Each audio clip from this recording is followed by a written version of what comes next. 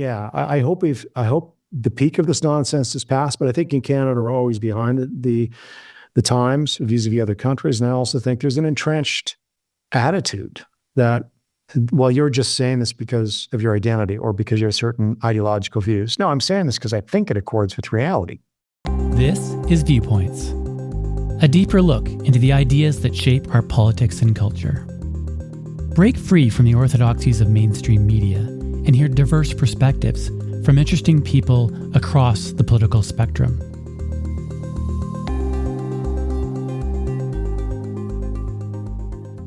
I'm Sean Rasmussen, the host of Viewpoints, and my guest today is Mark Milke. He is the founder and president of the Aristotle Foundation for Public Policy. He's the author of 6 books, over 70 studies, and over 1,000 columns published in the last 25 years. His policy work has been published by think tanks in Canada and internationally, including the Fraser Institute, the Montreal Economic Institute, the American Enterprise Institute, and the Heritage Foundation. He's also the editor of the Aristotle Foundation's first book, The 1867 Project, Why Canada Should Be Cherished, Not Cancelled. His 6th book, The Victim Cult, is an Amazon bestseller.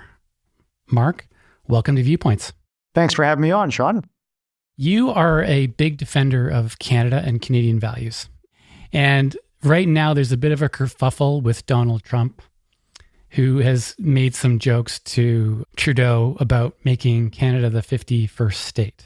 So I thought we could start with why Canada is worth defending, or if it is worth defending, or should we just, become the 51st state? Well, Donald Trump is an interesting character, to put it mildly, and he wants what? He wants Greenland. He says he wants Canada. He wants the Panama Canal back. He's also an agent of chaos. Some people love that. Some people hate that. You can probably make the arguments both ways. Sometimes you need chaos to change up the status quo. Sometimes you don't. So look, it's hard to read Donald Trump's mind. I wouldn't try. I don't know if he knows his own mind. A lot of Donald Trump is about Donald Trump. Could be attacked. It could be just for fun. He likes to poke people. He's good at that. Yeah. So I think, some historical, views here are necessary. Obviously the Americans, their narrative since 1776 and then since, and especially since the Civil War as well, is life, liberty, the pursuit of happiness, right? They were born in rebellion and freedom against King George III. So that's the American experiment. It's mostly worked well. It's not perfect. No country is. Canada, of course, was created in part. It was British North America with a large French-speaking population that had to be incorporated and dealt with in the best way, in the sense that the British usually didn't try and exterminate people. Well, they did.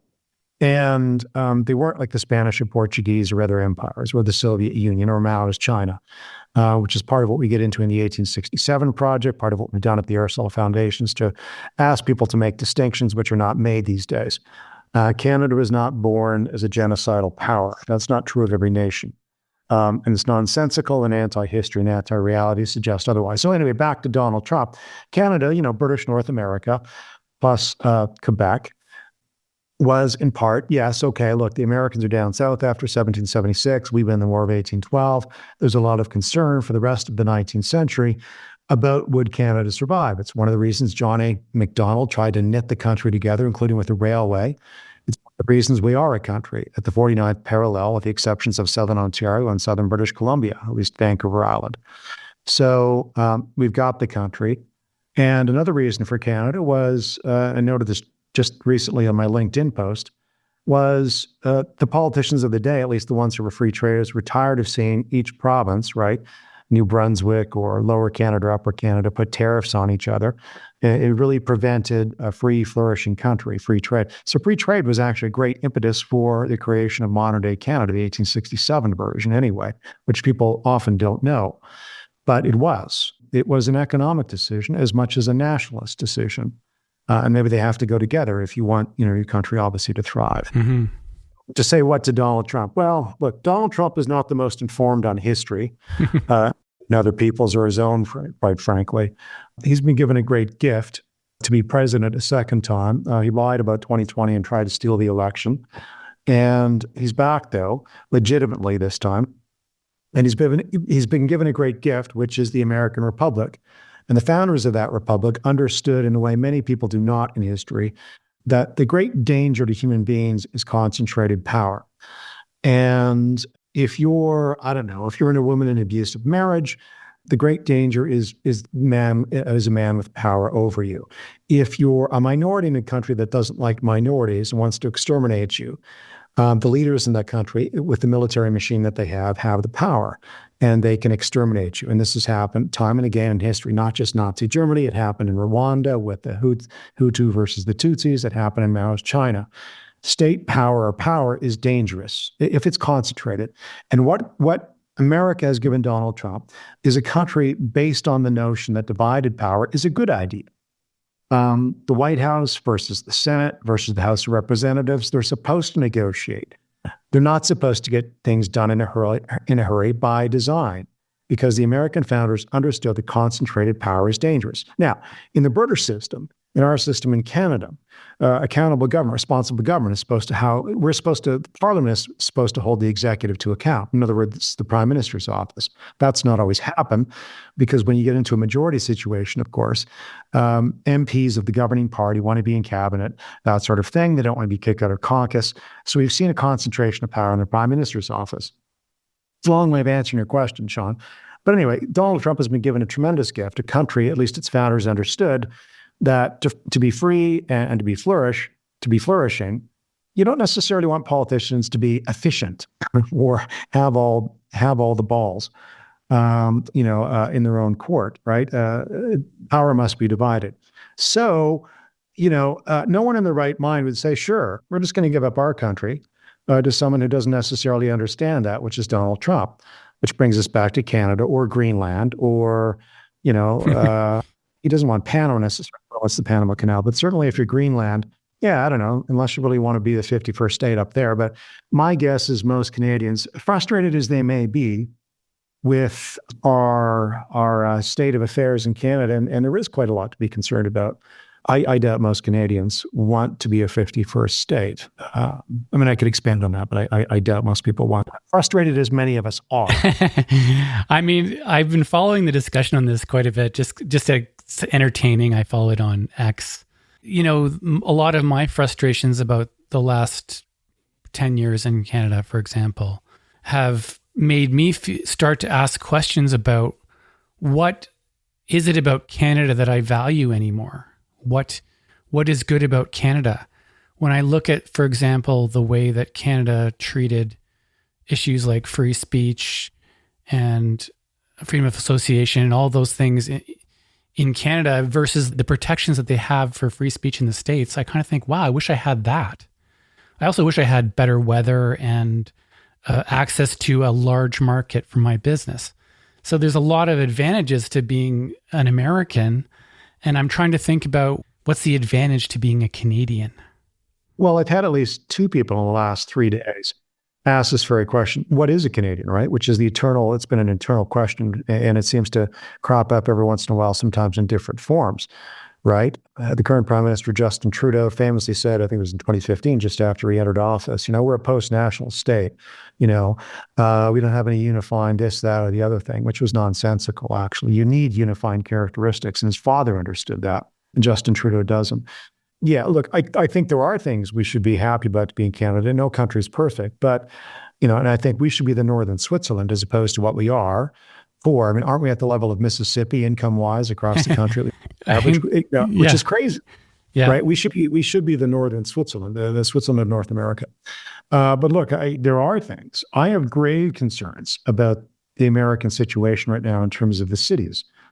I'm a child of the 1980s in the sense that was my formative years as a teenager. I remember Ronald Reagan. Race riots had really dampened down. In fact, they didn't really happen, as I recall, in the 1980s. They kind of tapered off in the 1970s, perhaps. And by the 1980s, there wasn't that United States. And I certainly don't remember any school shootings or mass shootings in the United States in the 1980s, maybe not even the 1990s. We come to accept this as normal. There's a famous American senator, passed away now, Daniel Patrick Moynihan, who wrote an article called Defining Deviancy Down. My concern about the United States is I think deviancy has been defined way down, time and again. And can you elaborate on that? Sure. Well, Daniel Patrick Moynihan's point was, for example, He said, look, when families break apart, you have, young men don't have a father, they commit more crime. And we've normalized, in his case, he was talking in the 1960s when he wrote this, about single parent families. He wasn't saying single parents are, something to be discouraged necessarily, or casting aspersions or blame. He was simply pointing out, for example, the breakdown stats. the Black community followed the breakdown of the American Black family. And 40 years later, there's another author, Charles Murray, said the same thing about white families. If we trace the breakdown of the white family in the United States, it exactly parallels what happens in Black communities, right? And to young men. They don't have a father, and that matters. And other things, right? I mean, people swear all over the place that in a way they wouldn't have 70 years ago. That's a minor example. Or you accept the normalcy of school shootings. That's defining deviancy down, right? You come to accept it as normal. No, this is quite unusual in American history to have mass shootings regularly. So now how you solve that, I don't know that there's not a public policy solution. If your culture breaks down, your family situation breaks down, young males are not kept in line by their fathers, I don't know how you reverse that easily. It's certainly not a government policy where you can, pour money to X, Y, or Z and say you'll solve that. So anyway, but and the reason you're bringing this up, is basically that like there are things about America that are undesirable. Yeah, look, exactly. But you think about having to go through. Look, I was thinking about this recently. You go to a concert, a rock concert, you have to go through a metal detector. The dumbest thing they had in the 1970s were kids going to, an Eagles concert and throwing out fireworks. But they weren't doing it as a terrorist attack. Now you have to worry about terrorist attacks at concerts, right? So, I think this is part of the reason I founded the Aristotle Foundation, because I think we need to think about these civilizational issues. Like, have we accepted a low standard when we should be calling people to account? I think we need a much higher standard. I'm not saying it's easy to get there, but I think you have to start by telling the truth. That's one of the reasons we founded the Aristotle Foundation, is to think reasonably about the problems we're having, whether you're American. In our case, we're focused on Canadian issues and ideas, policies, and the rest of it. But think seriously about the kind of country you want, the kind of civilization you want. And to get there, I think you need to be honest, you need reason. Sometimes you need changes in public policy, perhaps, but maybe it's an idea culture and a cultural shift that you need more than that. Mm-hmm. Mm-hmm. Yeah, you've been wading into and writing about culture issues and ideas for 25 years. Yeah, well, I think it's in part because ideas lead culture. A lot of people know this. Ideas lead culture, and that leads politics. A lot of people, and you see this now, right? If in 2015, if you don't like Stephen Harper, you put your faith in Justin Trudeau. If you don't like Justin Trudeau now, you put your faith in Pierre Poilievre. If you're a Democrat, you put your faith in Kamala Harris, hoping that she wins. If you're not a fan of the Democrats, Kamala Harris, you put your, if you're a MAGA Republican, you put your faith in Donald Trump.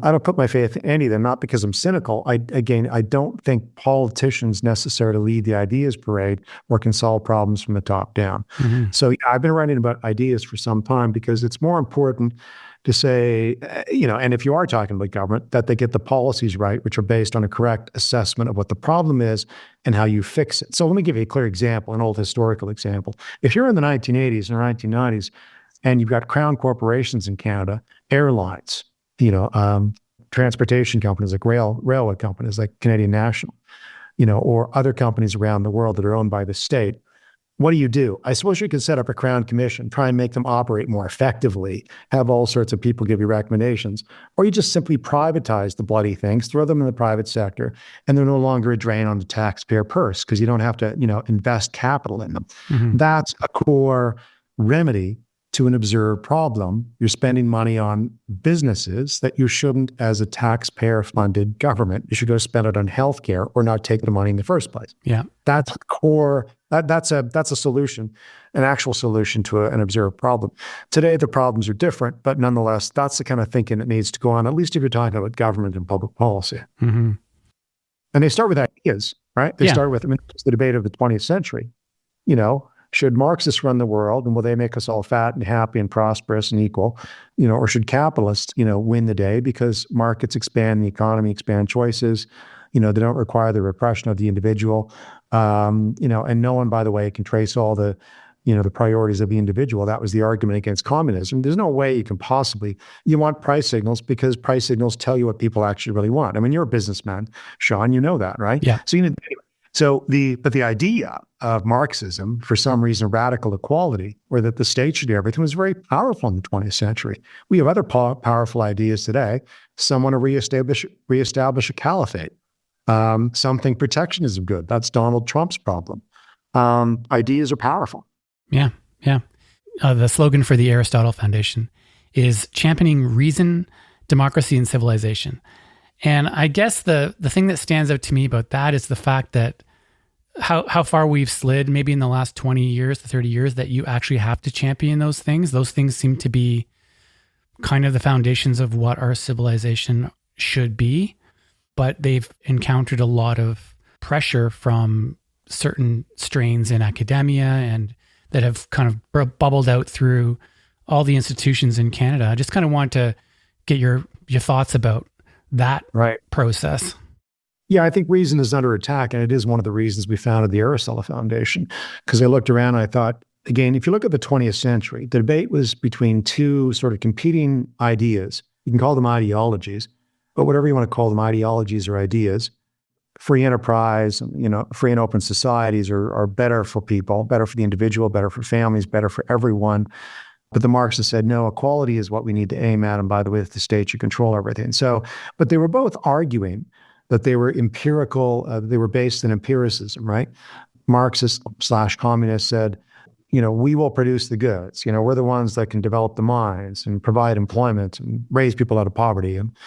And the market, free market types, including myself, would have argued, no, empirically we're the ones. And I think that debate, it should have been settled by now, because if you look around the world, it was North Korea versus South Korea, East Germany versus West Germany. West Germany and South Korea were the, ones that came out on top. Yeah. Now Venezuela and Cuba, et cetera, and so forth.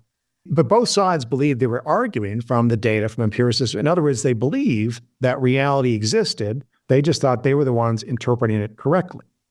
Well, in the 21st century, you've got people who basically think everything is about power. And as dangerous as concentrated power is, if you think everything is a power struggle, and this was the fault of the Marxists, they thought they could impose stuff from the top down. And those of us who didn't agree with that argued they were countering human reality, human behavior. Not everybody wants to be equal or is equal in terms of their potentials, or desires. So they were ignoring human behavior.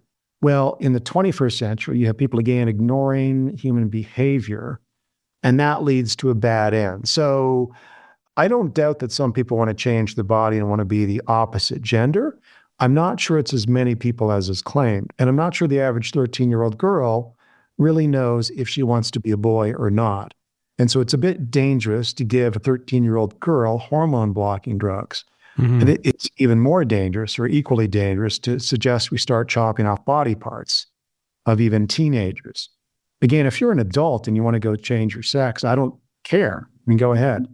But is it possible that we're in an anti-reality phase, for example, on that issue, where it's become a bit of a social contagion thing among some teenagers? And what do teenagers know, with due respect? We all think we're bright when we're 17 and 13. The truth is we don't know much. So we're in an anti-reality age. And part of this is, I don't want to get too sort of technical or philosophical. Part of this is, again, that's fine to get that way on viewpoints. Yeah. The economic Marxists, I think, were wrong because they thought a lot could be done from the top down that turned out to be counter to how people actually behaved, whether it's markets or just, families. We don't want to share our families. We don't want a Platonic ideal where we share everything in common. That's always been faulty, from people that come up with it. Plato were communists in the 20th century. Again, back to the 21st century. But if you're a cultural Marxist today, as the saying goes, and you think, again, everything's just a power struggle. And it just so happens that, big business or free marketers had control of the governments in the 20th century now.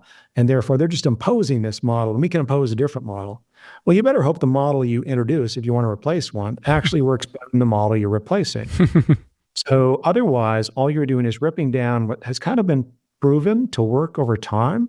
And this is kind of the virtue of kind of the British pragmatic approach, where you develop property rights over time, you expand the vote over time, at least pre-internet. These things took a lot of time to work out, but it kind of worked to give people freedom. It kind of worked to say property rights should be respected because they're a grounding for freedom of association, for religion, for speech even, and certainly for the economy. But if you're radical and you think any kind of model that comes up in your head can be imposed from the top down, then you end up in a weird situation where you have entire government. Part of it, let me give you a clear example now. I assume global warming is real. I'm no expert in it. I assume part of, the changing environment could be human cause. I'm not an expert. I just take the Bjorn Longberg position. It's probably happening, but let's not kill ourselves trying to, kill the oil and gas sector for carbon emissions. Let's try and adjust, come up with other technologies over time. So I'm trying to be pragmatic about it. But I say that as an example that some are anti-reality if they think they can simply say, we will be net zero by 2035 or net zero by 2050. Or in Canada, we don't need gasoline-powered cars by 2035. Really? You sure about that? I've been in minus 40. I live in it in Calgary sometimes in January. Are you really sure that your electric car and electric buses and transport trucks and big machines can live on electricity? I don't think so. That's another example of anti-reality thinking in the 21st century. And it's dangerous because if you get it wrong and your power plant shut down in cold because they're powered with them, coal used to be much more stable than even natural gas, of course. We better hope that natural gas plants, where I live in Alberta, don't have an issue in winter like Texas did a couple of years ago, because then we're all going to freeze to death. Yeah. So when people are anti-reality and their idea of, well, this is what the world should look like, be careful of the should. What about, does it work? Yeah. In your travels, because obviously you've been writing and talking to people about this for decades now, and like over the last, say, 10 years, especially in Canada, many institutions have been captured by a kind of utopianism around a lot of things, whether it's equality, equity, diversity, equity, inclusion, all of those things have been captured by these ideas kind of in a way that it's not like they've really investigated the ideas deeply. They've just adopted them whole cloth without really investigating them. What's been your experience in the last 10 years talking with people in a variety of industries and sectors about these topics? Sure. Let's go to what you just brought up, diversity, equity, inclusion, right? DEI. There's nothing wrong with diversity. There's a lot right with it, right? Countries that are monochromatic have a problem thriving, I would assert. If you look at Japan historically, when they closed down between 1600 and about the 1870s, when they were blown open by Commodore Perry, well, they really had to hurry up to kind of modernize. Otherwise, they were going to be weak vis-a-vis the rest of the world. That's what happens when you cut yourself off from really diversity of ideas, diversity of people. The reason Europe prospered much quicker than Africa is because, as Thomas Sowell points out, you had inland rivers, which allowed you to trade, get to know other people, compete. Even war produced developments, right? It was hard to develop in Africa because it was hard to go up the rivers. So a diversity of people is not a bad thing. Diversity of ideas, diversity of trade. What's unfortunate with the modern sort of diversity movement, diversity, equity, inclusion, is it's premised on the notion that comes from Ta-Nehisi Coates and others, and Abraham X. Kendi, is that mostly much of economic outcomes are due to racism, historic or now even. Well, that ignores geography. It ignores education levels. There's a reason why East Asian Americans and East Asian Canadians of ancestry are at the top of the income heap, because they're the most educated. There's a reason why the average Indigenous Canadian has a lower income than the average non-Indigenous Canadian, because a greater proportion of Indigenous Canadians, who we used to call status Indians, live on reserves. And there's not much opportunity in reserves, and they're often in the middle of nowhere. But if you do apple-to-apple comparisons, Indigenous Canadians with a bachelor's degree, master's degree, PhD, earn almost the exact amount as non-Indigenous Canadians. And in fact, some cases more, if you've got a master's or a PhD and you're Indigenous. Why? Because you probably live in a city, you're working full time, and your earnings are the same or better than non-Indigenous Canadians. So, but the diversity, equity, and inclusion movement is also trying to, so they analyze the problem wrong. Why are the diverse outcomes? Education, geography. Did your parents buy you a library card, as a kid? Did you read as a kid? Did your parents read to you? These things matter, as Thomas Sowell has famously observed time and again in multiple books over the last couple of decades. But the other problem with the modern diversity, equity, and inclusion movement is that it's also trying to make up for past wrongs. And I read about this in The Victim Cult, the new book we've released. Mm-hmm. Right? We touched on it a little bit in our first book, The 1867 Project at the Aristotle Foundation. But if you're trying to make up for the past, for the most part, you can't, right? There is horrific what was actual institutional and systemic racism against East Asian Canadians, for example, between 1850 and 1950. Same in the United States. There was horrific discrimination against Native Canadians, Indigenous Canadians, as we call them now, up until about 1960. They couldn't vote, for example. But you can't, for the most part, make up for wrongs that were long ago committed. Thomas Sowell, as quoted in your book, The Victim Cult, says, "Have we reached the ultimate stage of absurdity where some people are held responsible for things that happened before they were born, while other people are not held responsible for what they themselves are doing today?" Exactly. Right. And the second part we should discuss as well. The first part, though, people are, we blame everything today on the past, try and hold long dead people to account. That's unhelpful. Look, I think there's a case for restitution and compensation when you're closer to the event. So Quakers in the United States compensated their slaves just after they released them in the late 1700s. They realized a great evil had been done. They realized they needed to compensate these folks that had been slaves. If you're in the 1950s, we were right to compensate Japanese Canadians and should have compensated them more for their property. And the time we put them, the state put them in internment camps in World War II, which was abysmally wrong, horrifically wrong, a horrific injury to them and their civil rights and their ability to be free and flourish. So there is a case for compensation and restitution. But the longer, you are from that event, and especially if you weren't the one directly harmed, less of a case can be made for compensation. But we spend a lot of time today, picking over the entrails of the historic wrongs, and we don't look at the wrongs today and try and solve those. Mm-hmm. I think the problem today on some reserves, for example, is the concentrated power of the chief. We started this podcast, by talking about the danger of concentrated power. I don't care if you're Indigenous. I don't care if you're white like Donald Trump. I don't care if you're of East Asian ancestry.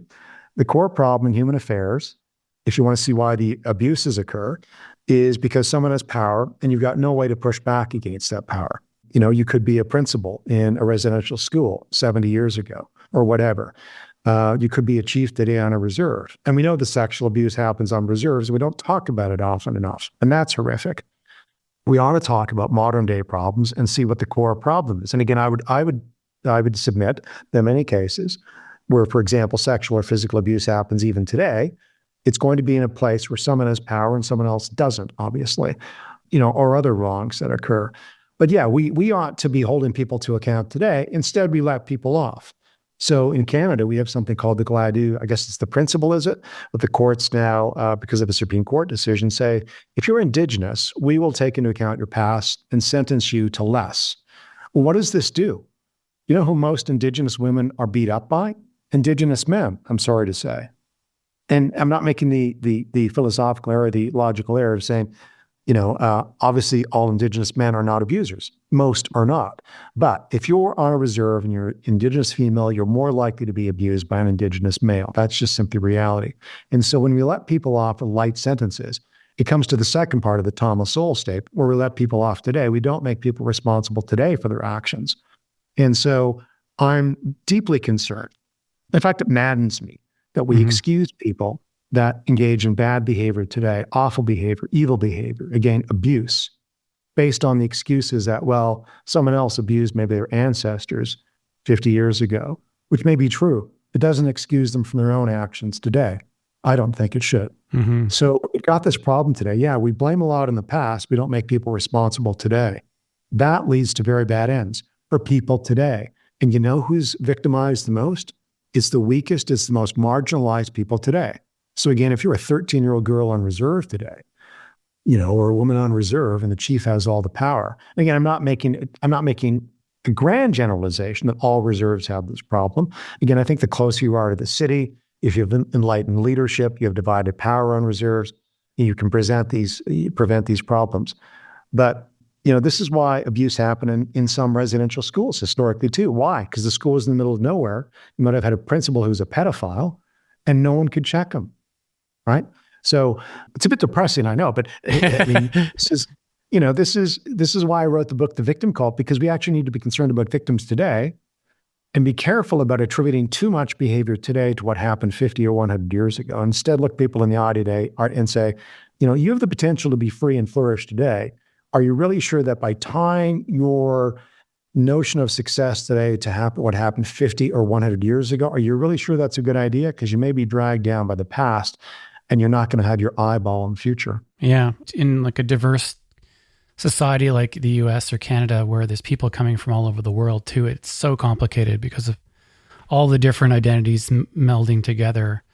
It's hard to see how you could have sort of collective actions that make sense versus protecting the individual. Yeah, and you can't. And so again, and everybody's got a tragic history, and I don't mean that flippantly. I literally mean that. Like if you go back far enough in your history, my history, those who are listening here, everyone, either themselves or their parents or their grandparents or their ancestors somewhere, would have had a tough time. You know, my grandparents survived the Great Depression on both sides. They had nothing. So your family story may be different. Someone else may be a victim of gross racism. Someone else's ancestors were slaves. Many Jewish people in Canada, their ancestors, their family survived the Holocaust. They lost many families in the Holocaust. So there are real tragedies in history and now. So the question though is, how can you possibly weigh these on a scale and say, well, this group owes that group? Again, more recent wrongs, well, you compensate. You know, if I steal your property, Sean, and you take me to court, then I owe you compensation, as should be the case. But the further back you go, the more really problematic it becomes to try and sort of settle these intergenerational and kind of cultural conflicts. And it takes all the focus off what you just mentioned. Like, listen, we should look at people as individuals.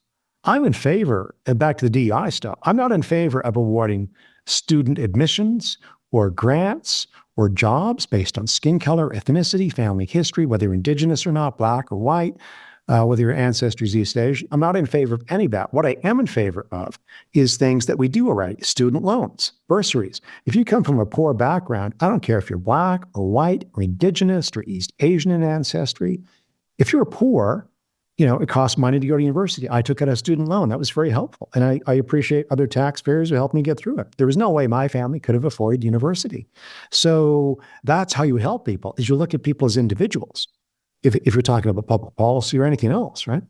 But that's not very fashionable right now, is it? I mean, no, I think the majority of the public would agree with the statement I just made, and your view on this as well, Sean, I know, but I don't, but I think the people that have kind of the power again, in universities and governments, again, they're so fascinated by this theory that almost everything is due to, you know, racism. And that's why some groups earn less on average than other groups. Well, there's a famous quote by Thomas Sowell in one of his books. We brought up his name, but I like to mention this example because it makes it real. When you think about DEI, or what's called affirmative action in the United States, or employment equity here in Canada that the Brian Mulroney government introduced, it's again premised on the notion that, you know, racism explains so much in economic outcomes. Well, Thomas Sowell gives a great example in one of his books on why the Italians dominated the fishing fleets historically worldwide, and they did, right? Italian immigrants all over the place. Now, was it because somehow they got control of the fishing fleet and were discriminatory against other groups, like, say, the Swiss? Maybe. Another explanation is, why would the Italians dominate fishing fleets around the world? Because Italy is surrounded by coastlines. Switzerland's not. And so geography matters. It wasn't that the Italians, or the fishing industry was biased and prejudiced against the Swiss.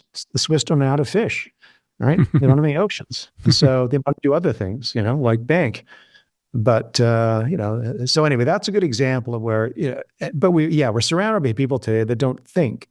They don't think, to the core of what a problem may be as opposed to what it's supposed to be, in popular thought and public policy and governments. I mean, that's one of the reasons why I started Viewpoints up, and I think probably why you started Aristotle Foundation up. What's your experience like as you go about talking to people who aren't, similarly inclined to you about these issues? Well, sometimes their eyes get big and they're horrified. And so that reaction happens.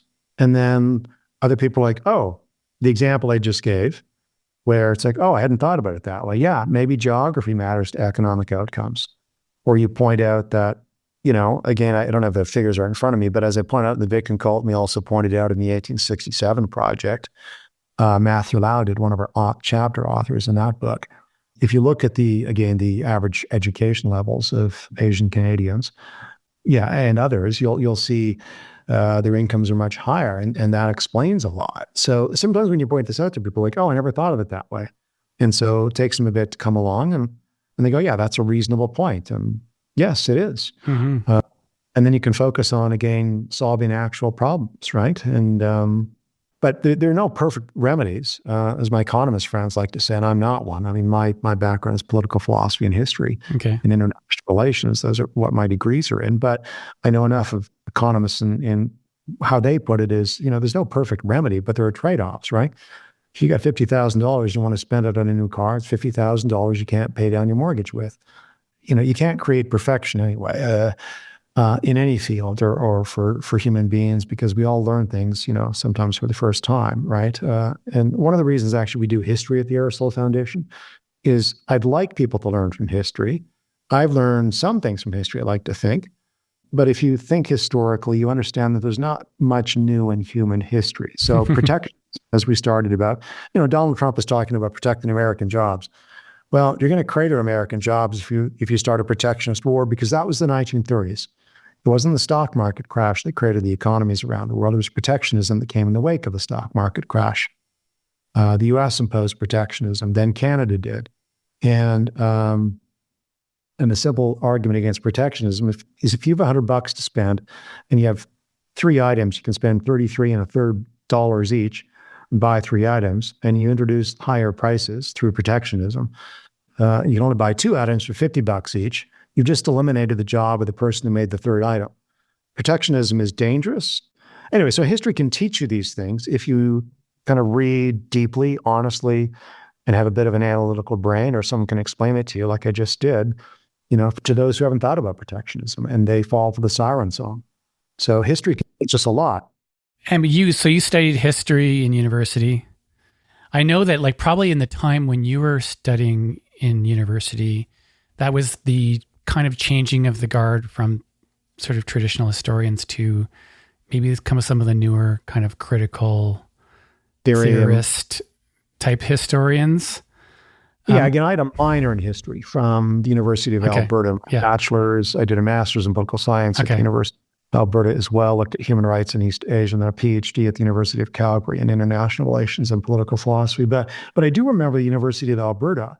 And this is pretty common knowledge. When I was finishing off my master's, there was a bit of a civil war there between what I call the classicists, and I guess today we call them postmodernists, right, or structuralists or whatever, and maybe cultural Marxists.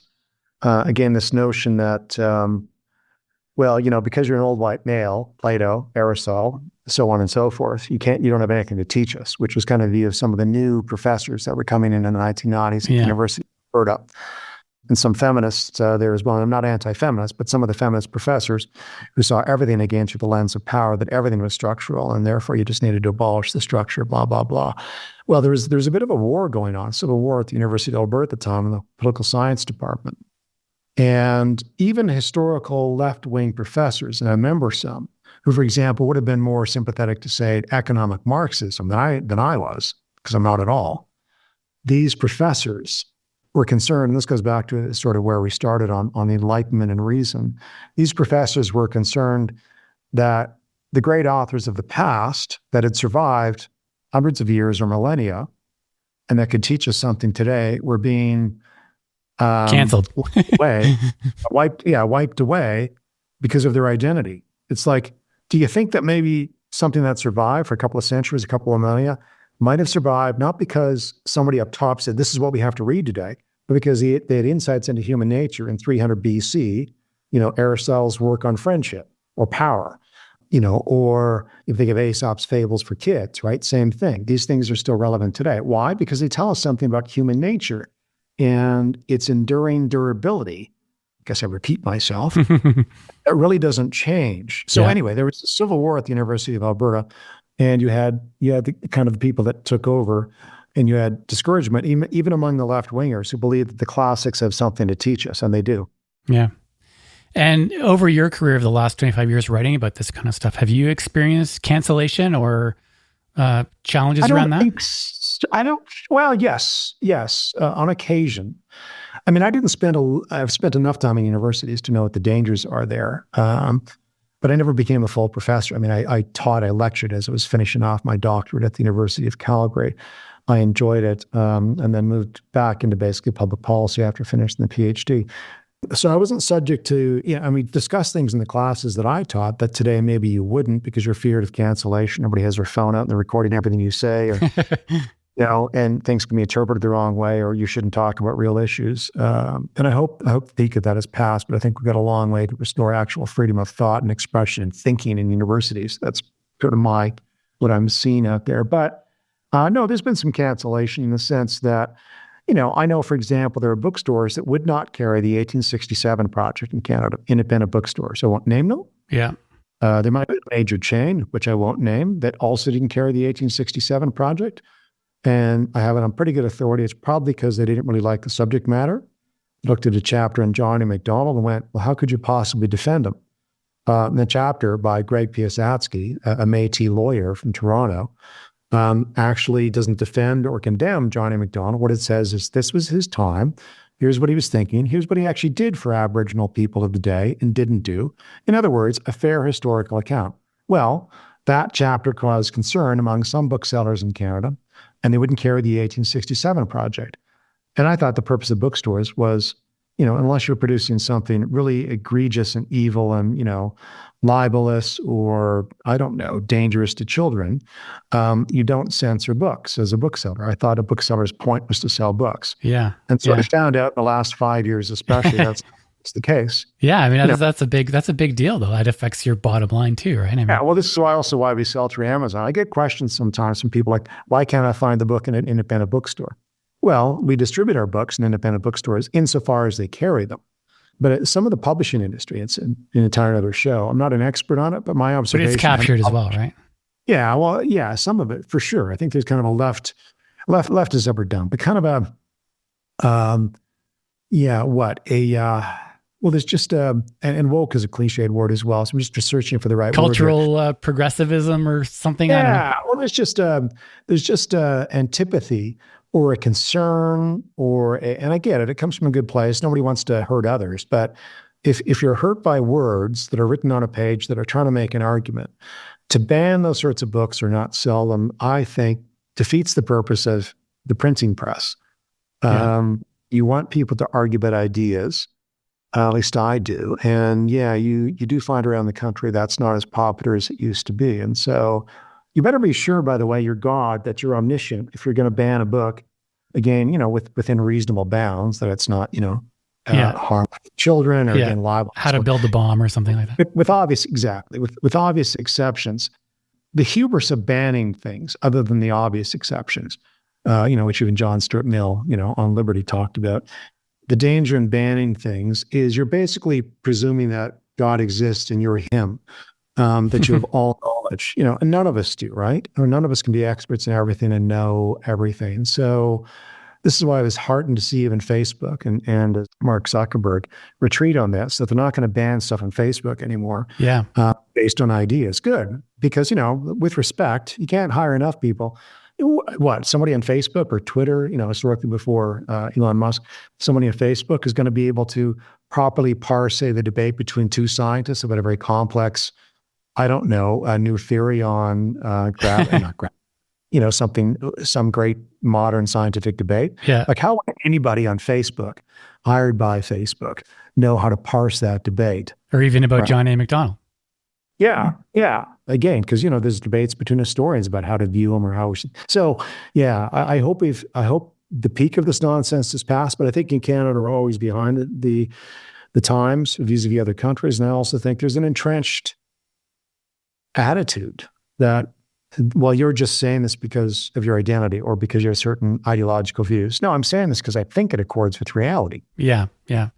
I mean, I'm sort of feeling like it could be my own echo chambers because I do travel in a lot of circles where people are very liberty-oriented, free speech-oriented, but I am sensing when I talk to people out in the street, they do seem to feel like they're sort of done with cancel culture a little bit. I'm hoping that's true, and I'm hoping that I'm encouraged by Zuckerberg loosening up on censorship as well. I think that's going to be a big deal. And I think it's also a vindication for a lot of people for the last especially during the COVID period, who were voicing concerns about the policies that people were doing in government around COVID and getting censored about that for perfectly reasonable opinions on Facebook and on Twitter. And now those two have changed. Musk bought Twitter and turned it to X, and Zuckerberg's backing off and on the censorship as well. So it does seem like there's a bit of a culture shift. I mean, I don't want to be too optimistic. We'll see how deep it goes and how long it lasts. Remember that political correctness was an issue in the 1990s. Yeah. It disappeared, and then it came back under, especially after Black Lives Matter and other things. And again, Abraham Kendi and others, again, who have been monocausal in their explanation of outcomes, economic outcomes. Yeah. I should say for the record, I think obviously there were some grand overreaches during COVID, but one of the reasons I and others founded Aristotle as well is to be empirical about issues and use reason, like we talked earlier. And I'm a big fan of vaccines, and that scares some people. I'm like, look, I don't expect perfection in vaccines, and I'm not into conspiracy theories. Historically, vaccines have been very helpful to humanity. And of course, nobody gets it right 100% of the time. And of course, there are side effects, and pharmaceutical companies know that. So, but yeah, during the COVID pandemic, I suppose if you question the efficacy of a certain strain of the vaccine or whatever, you were shut down, right? And we saw that. And so there should have been more room for debate, for sure. But in part, because I also think, let's have the doubts out there, and then hopefully people with some expertise and informed understanding of an issue can explain, why perhaps the concern is misplaced or where it's, properly placed. We just published an article by Dr. Edward Less on why vaccines matter, and he's a pediatrician here in Calgary. Mm-hmm. And he points out, you've got to be careful because, when you don't have immunity in the population, again, some of the stuff we thought we'd completely done away with, like polio, that you're going to have problems again, and you don't want to see resuscitation of polio. Yeah. So, we're and some people don't like that. There are some people who are completely anti-vaccine, and with respect, I think they're mistaken. I'm curious about that. I haven't been exposed to a lot of people who are anti-vaccine. I think when I think about the vaccine thing, it's not so much anti-vaccine, but anti-COVID vaccine. You know what I mean? There's a kind of a difference there. Well, people make the difference. And again, it may be a conversation with Ed Less you want to have at one point, Dr. Ed Less. But, I've heard the people who try and make the distinction. I think the COVID vaccine, was maybe oversold. And there's, I don't remember there's a name, there's a certain fellow in the United States who has commented on this, who's, what do you call it? Epidemiologist? Bhattacharya or whatever? No. It's, but the problem, I think, one of the problems we learned in the COVID era was that if you overclaim because you're trying to move the public to do something, in other words, take the vaccine, well, overclaiming its efficacy or effects in terms of transmission, as we turned out, and again, this is my simplistic understanding, but my observation is the best way to put it. I'm not an expert in this, but it seems to me that overclaiming in some cases to get people to take the vaccine is now bounced back. It's had the reverse effect where people are like, well, you said it was going to prevent transmission and it didn't. Now, some of this, as I've said to people, is, look, they were doing stuff in a hurry. You thought it would work to do X and it didn't. So I have some forgiveness for scientists in a hurry who make mistakes in terms of the claims. But that's the problem where if you overclaim and then it wasn't so much even the claims of scientists, but rather the lack of actual scientific information dispensed to the public. Like there was a big gap between what the actual effectiveness of these things was and what they were saying it was by like government officials. Right, and that's where you might want to talk to, someone who has a better sense of what was released and publicized during that period than others. Mm-hmm, mm-hmm. And I'm no expert on that. Sure, but it's just, as an organization that tries to be empirical about this, I would say that it's quite clear that historically vaccines, which have been around for a century and a half at least, they do work to prevent things like polio and others, and some of the worst things that people forget that because we get so used to not seeing the effects of these diseases. Yeah. So I had some concerns, and this is where again the kind of reason or the attention to empiricism and the lessons of the Enlightenment come in. It's not that people can't have questions, but I'm not going to put someone on on the same level as someone who spent their life, say, developing drugs. I'm not going to put, with respect to journalists, I'm not going to put journalists on the same level as an empiricist working in a lab who understands cause and effect, in particular drug developments fail and don't. And there's a lot that fail, obviously. Pharmaceutical companies spend a lot of money on drugs, developing them, and some work and some don't. And sometimes you find out side effects after the release because a test of 40,000 people doesn't tell you, who's going to have a side effect until you hit 1 million people, and 1 in 1 million people have a side effect. So there's lots that goes on here. But, I would encourage people to sort of look for people who, can take the criticism, explain why the criticism is valid or not, right, from an informed perspective. The problem we have these days, as you know, Sean, is there's so much stuff on the internet that you can find whatever you want, right? And sometimes we play to our biases. And then how do you reason through that? And that's one of the things we're trying to do at the Aristotle Foundation, more foundationally than, say, a particular issue, because we don't have a position in every issue. We try and hire scholars who know something about an issue and have a proven record of knowing something about the issue and have been through peer review on an issue, whether it's DEI or some of the other stuff we discussed, or the physiology of bodies in the case of gender transition. Yeah. Hire scholars who try and do the best work on that and know something. But at the end of the day, sort of teach people how to reason properly. So it doesn't matter to me that a pharmaceutical company makes a claim about a drug and then they make money off it. That's not a valid reason to dismiss it, right? It's like saying what? And I remember this in my philosophy days. It's like saying, the Pope is wrong about something because you'd expect him to say it because he's Catholic. Yeah, but if he says 2 + 2 = 4, it doesn't matter that, he's Catholic, you don't like Catholics. Is he right? Right? Yeah. So I see lots of bad reasoning out there. Well, I'd expect you to say that, Mark, because, you're kind of a classical liberal or small c conservative. Yes, but am I right that property rights matter to economic outcomes? Am I right that geography matters to economic outcomes? Like we talked about in terms of, the Swiss versus the Italians and fishing fleets. Am I right about this in my analysis? That's the question that should be asked. Not who you are as a person and what your skin color is. Exactly, right? So that's really lousy reasoning. But you see it all. One of the things, and I think you and I talked off air about this, one of the things we're dealing with these days that's a real problem, something identified in the 1980s by the New York cultural critic who wrote a book about childhood and also TV, Neil Postman. I think you and I were talking about this, or I was talking to off the air. Well, Neil Postman had a really intriguing theory about the decline of literacy. So, and how we got to be more reasonable compared to much of, human history. He said, look, the peak, at least in the Anglosphere, English-speaking world, for literacy was 1850 to 1950. Why? Because the ethos was that every child should have an education. So you created schools.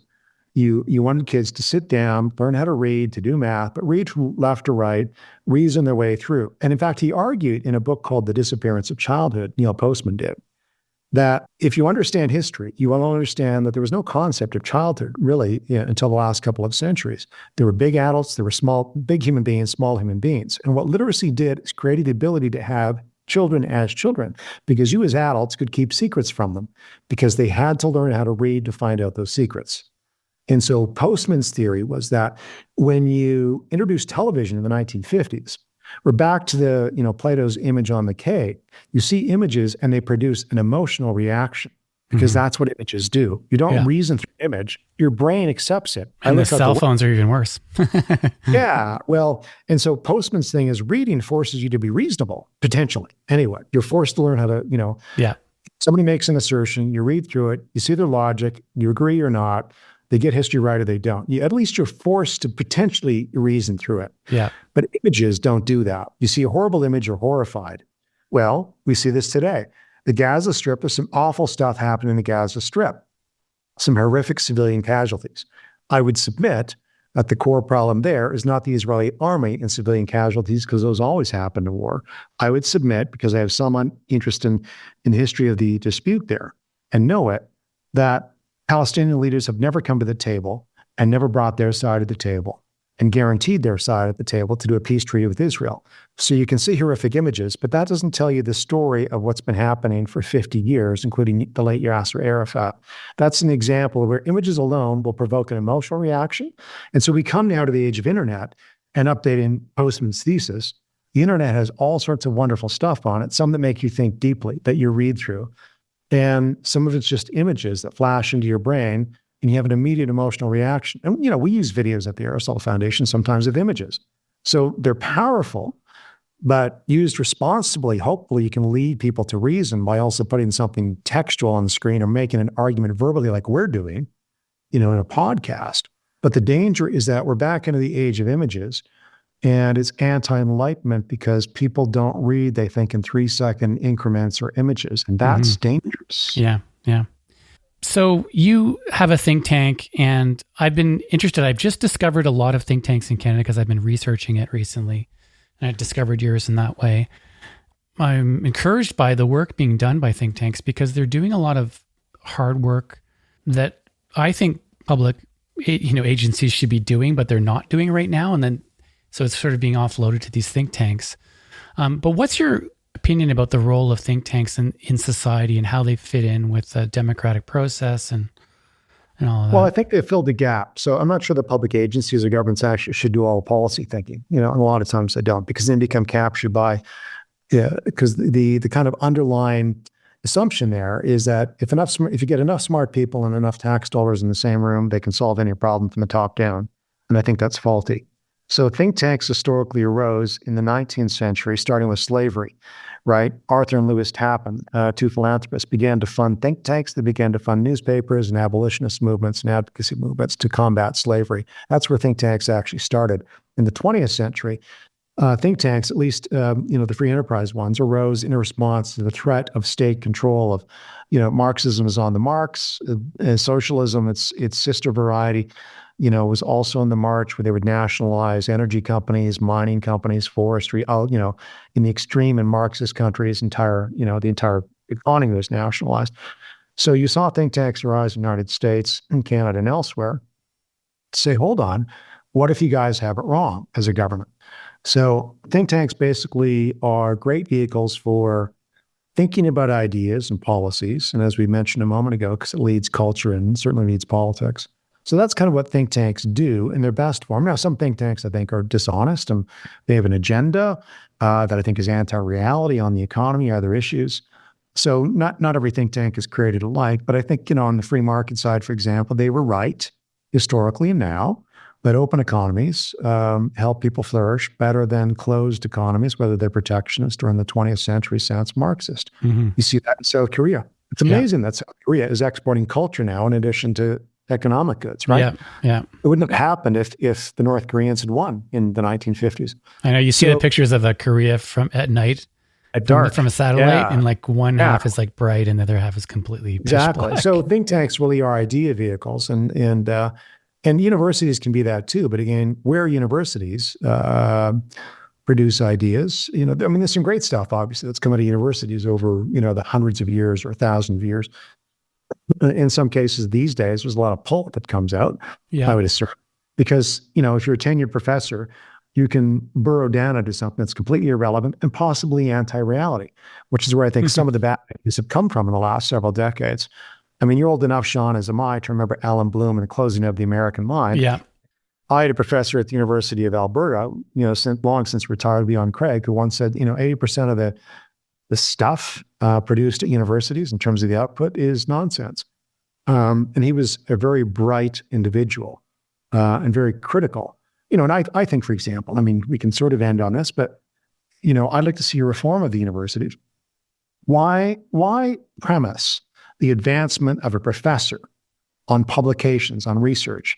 You've got some great teachers out there. Why should they research? Maybe they just enjoy finding out what the best, work is on a subject, and they're really great at communicating it. Yeah.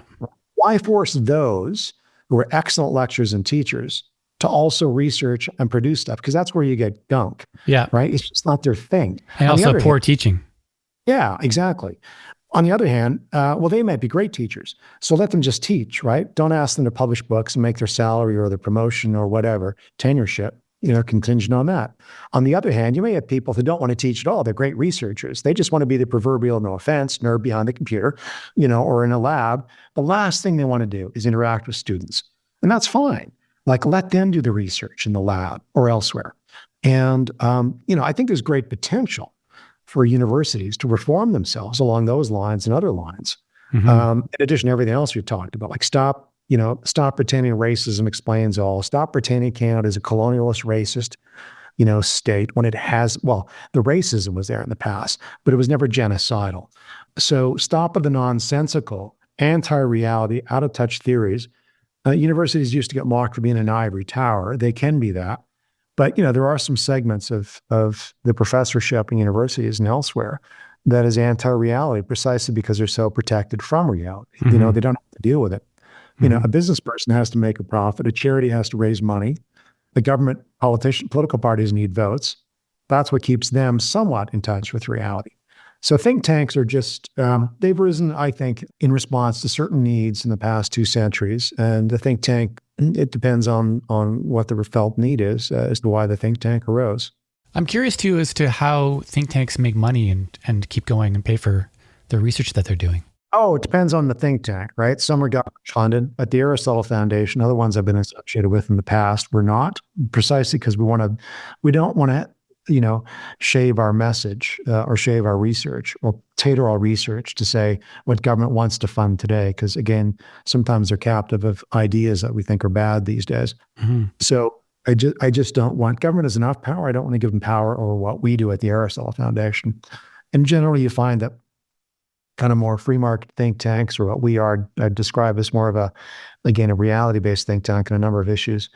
Yeah, you don't want to be tied to government. So we're a charity, we're an educational charity because we're trying to educate the public on a number of issues. The book, the 1867 Project, was, basically a history project.